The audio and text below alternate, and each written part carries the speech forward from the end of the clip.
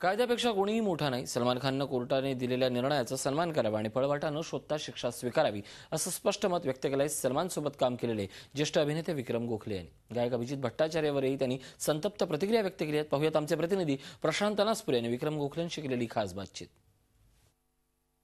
अभिनेता सलमान खानला झालेली शिक्षा योग्य की अयोग्य यावर सध्या बरीच चर्चा सुरू आहे. अनेकांनी त्याविषयी वेगवेगळी मतं व्यक्त केलेली आहेत. काहींनी तर याच्यावरती गप्प राहणं अनेक सेलिब्रिटींनी पसंत केलेलं आहे. सलमान खानसोबत काम केलेले ज्येष्ठ अभिनेते आहेत आपल्यासोबत.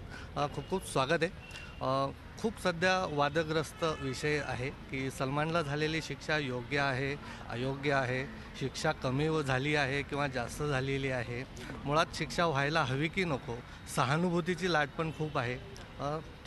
तुम्ही स्वतः सलमानसोबत खूप काम केलेलं आहे. काय वाटतं या सगळ्या विषयी? हे जे काही घडलेलं आहे, सलमानला शिक्षा झाली, याच्यामध्ये वाद व्हायचं काय कारण आहे हा पहिला प्रश्न आहे.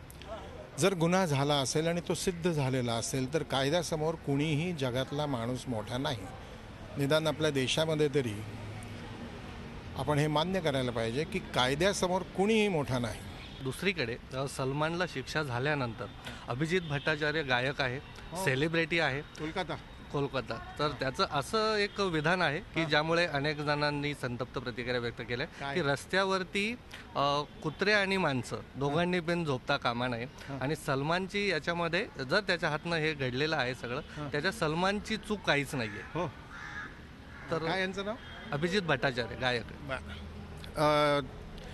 ज्यांनी रस्त्यावर झोपू नये असं ते म्हणतात भट्टाचार्य, त्यांनी पहिल्यांदा रस्त्यावर झोपणारे जे आहेत त्यांच्यासाठी भारतभर घरं करावीत स्वतःच्या पैशाने आणि मग लोकांना हा सल्ला द्यावा रस्त्यावर झोपणाऱ्यांना, गरिबांना, की रस्त्यावर झोपू नका. एक. दुसरं म्हणजे कुत्री, मांजरं आणि रस्त्यावर झोपणारी माणसं यांना एकाच तराजूत तोलणारे भट्टाचार्य, त्यांना कुठल्या तराजूत तोलायचं? Salman, I wish you all the best. Take care. Zee 24 तास रहा एक पाऊल पुढे.